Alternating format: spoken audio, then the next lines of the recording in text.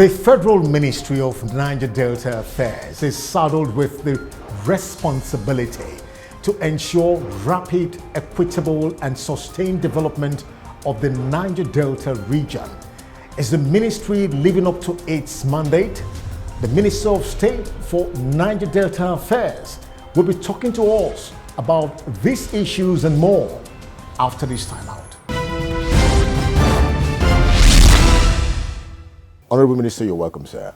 Thank you very much. What is the scope and policy thrust of the Niger Delta Development Master Plan? The master plan for the Niger Delta is tailored towards improving the Niger Delta holistically, from education to agriculture to management of the oil resources to ensuring that funds available for development are felt by the people of the Niger Delta, to ensure that hospitals are built for the people, to ensure that their means of livelihood, fishing in particular, is promoted, and to ensure that the Niger Delta, being the citadel of the oil-rich nation we call Nigeria, also benefits as much as possible from the resources that are found on the ground of the Niger Delta, and to ensure that Niger Delta takes its place not only among the states of Nigeria,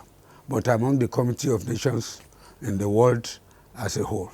A major challenge of this ministry is the enormous environmental degradation and pollution. And this is caused by hydrocarbon activities, for example, gas flaring, crude oil exportation, and of course, oil spillage. What have been the practical solutions of this ministry to address these challenges?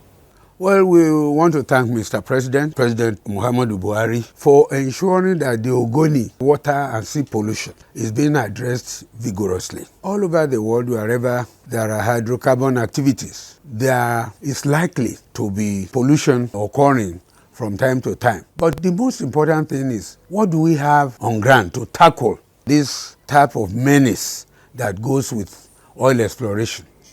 I think that is where the Niger Delta Master Plan will play a very strategic role. What we are doing as of today is like a fire brigade type of approach, to things like this.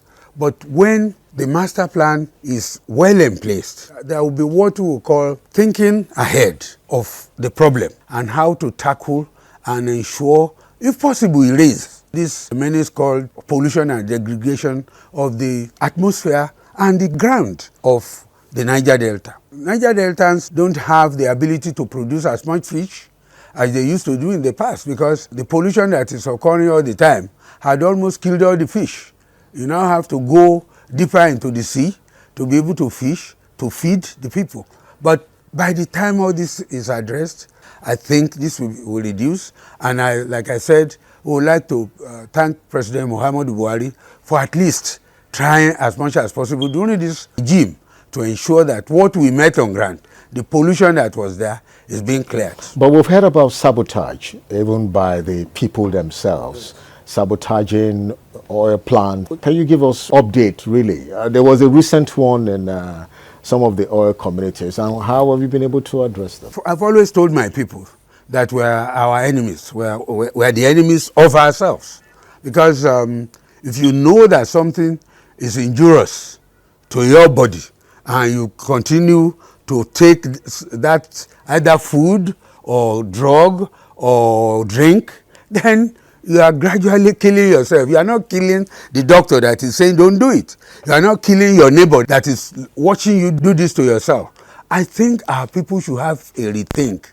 We don't have to bastardize the pipelines, to be able to make money and so on and so forth.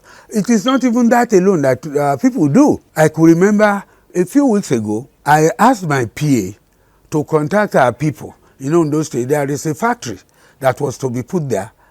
And we asked them, please contact the leadership of our people.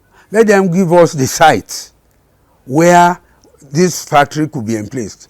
The answer we got is that we should go and buy land. I was saying, why is this thing not being taken to my village, where the Oba of my town will call his chiefs and say, please give us a land where it is choice area for this plant to be put, because it's for the development of the people. But have you been able to sanction saboteurs who you get? It is difficult because it is only the military. You know, the federal government has put the military, the army, the navy, and so on and so forth to ensure that this sabotaging is reduced. So government has hired local people to ensure that they work with our military to ensure that this sabotaging is reduced to the barest minimum, if not completely wiped out. But it depends on the attitude of our people.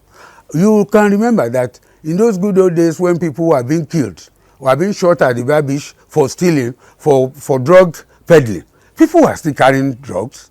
People were still, doing armed robbery. So it is the attitude of the people that really matters. Recently, the Rivers State governor had to dole out some millions of naira to local government chairmen to identify illegal refineries.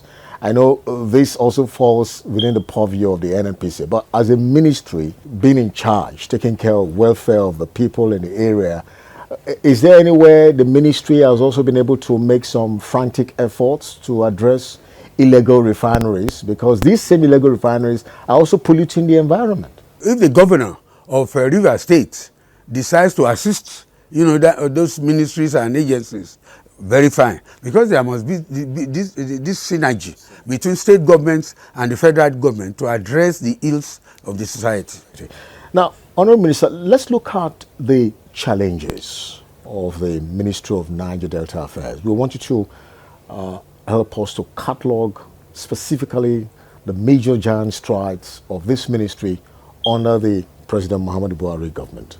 The biggest challenge we have faced since I became minister here is lack of funds. When this ministry was created and when the Naira was really strong, this ministry started with a budget of 100 billion Naira. And over the years, it has come down to the level that in year 2020, the total budget of this ministry was less than 20 billion Naira. And what can you do with 20 billion Naira in 9 states? And at the same time, the East-West Road, came back to the ministry, and there was no money to run it. A project that will cost close to half a trillion Naira, given to a ministry that has a budget of less than 20 billion Naira. And you will realize that most of the time there was agitation from the people who are the users of the roads, the Ogoni people, the Niger Delta youths, protesting all the time. Although we wanted to ensure that completion of the road was fast-tracked, but the contractors will not work without money. So the main constraint of this ministry is lack of funds. Other areas can be managed. In fact, that is why the ministry was created, to solve problems of the Niger Delta. So if there were problems and there was enough funds, of course, efforts would be made to resolve such problems. Despite these challenges, we just want to know, what are those significant achievements this ministry has been able to achieve? Over 150 kilometers of road had been tarred, have been paved. We also know that skill acquisition centers that we met, not completed, under completion, and so on and so forth, and those completed, we are also ensuring that they are put into use. By the time contracts were awarded for these skill acquisition centers, they were not really made as skill acquisition centers.